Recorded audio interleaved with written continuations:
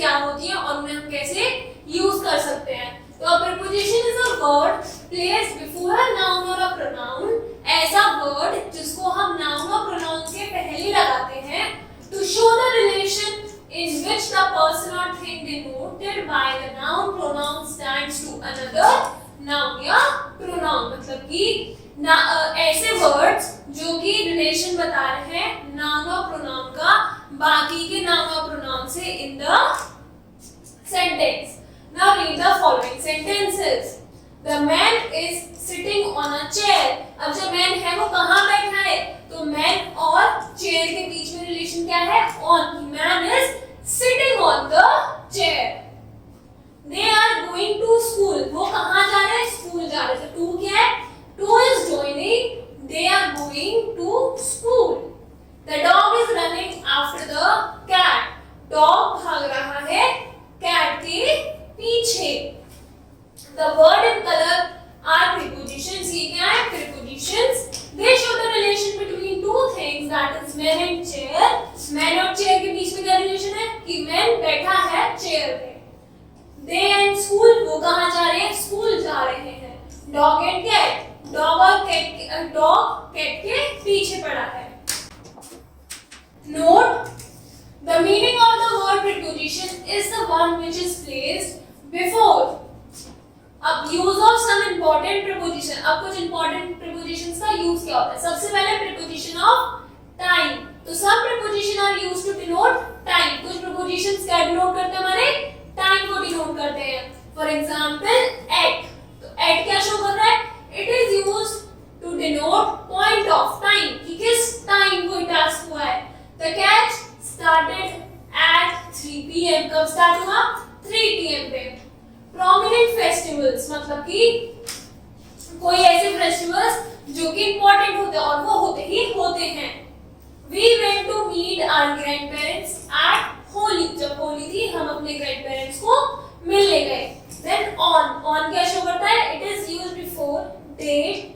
Day, dates और dates और day के पहले क्या लगता है, ऑन लगता है. देन इन कहाँ लगता है, it is used before year and month. तो हमारे preposition of time में इनका यूज होता है year और month से पहले. For example, we visited Mumbai in December. Then note, it is also used to denote future time. Future time को denote करने के लिए भी क्या यूज होता है, in यूज होता है. We shall reach Delhi in an hour. तो हम 1 घंटे में दिल्ली पहुंचने वाले हैं. The order will be issued in 2 days. जो order है वो कब issue होगा, 2 दिन में issue होगा. Then use of in and within. Within और in का क्या use होता है, तो in is used to indicate at the end of time, whereas within is used to indicate before the end of the time. मतलब कि जब time कुछ खत्म हो रहा है तब in यूज होता है और टाइम खत्म होने से पहले की बात कर रहे हैं तो द विदिन यूज होता है. For example, the result will be declared in 3 days. 3 दिन, थर्ड डे जो होगा वो होगा लास्ट डे. तो 3 दिन के अंदर हमारा क्या आ जाएगा, रिजल्ट आ जाएगा. The result will be declared with in the third day. तो यहाँ पे इस सेंटेंस में इन 3 days मतलब कि जो 3 दिन, तीसरा जो दिन होगा तब रिजल्ट आ जाएगा. बट विद इन 3 days मतलब कि 3 दिन के होने से पहले रिजल्ट आ जाएगा. Now note, learn about the use of some other preposition denoting time.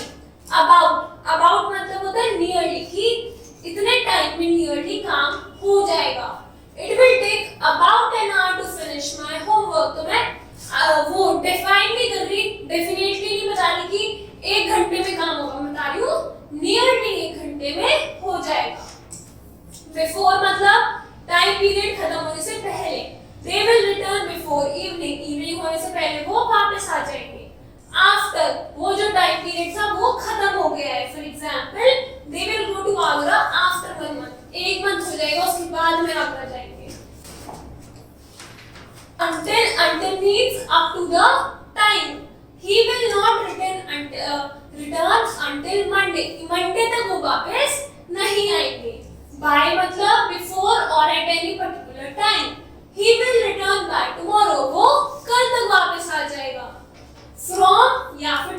मतलब ये क्या है, दो प्रीपोजिशन एक ही सेंटेंस में यूज करते हैं, from a particular time to another particular time, कि हमारा टाइम पीरियड होता है फ्रॉम होता है स्टार्टिंग टू मतलब जब तक खत्म हो रहा है।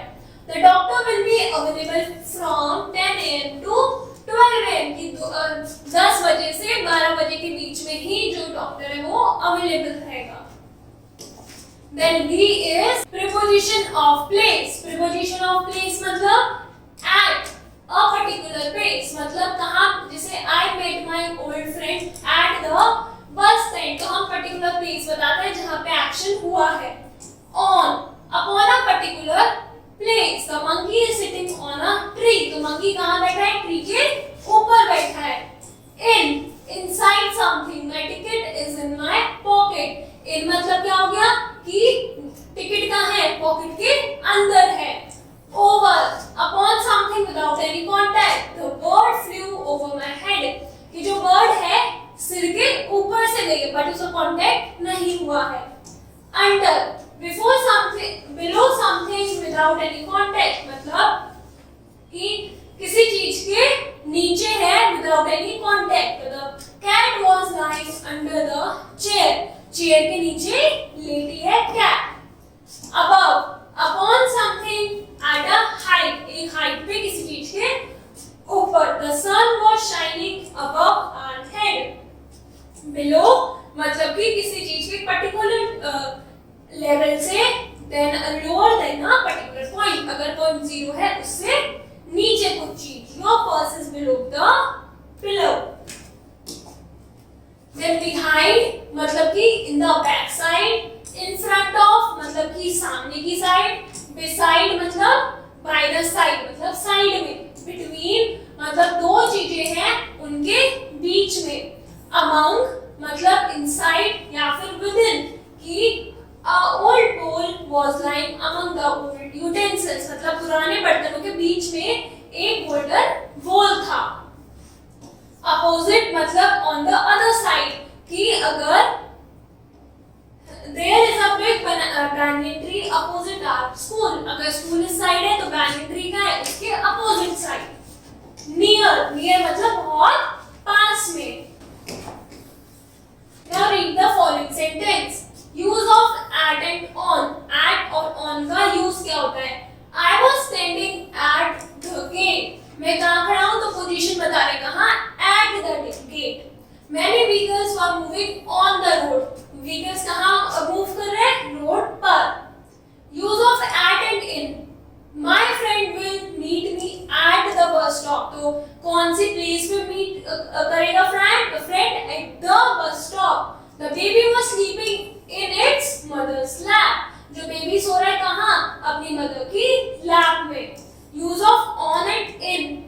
The mother is in the kitchen. Mother कहाँ है, किचन के अंदर है। The newspaper is on the table. Newspaper कहाँ है, टेबल के ऊपर। तो ये क्या थे, preposition और उसके uses. Now you have to complete the exercise. Thank you.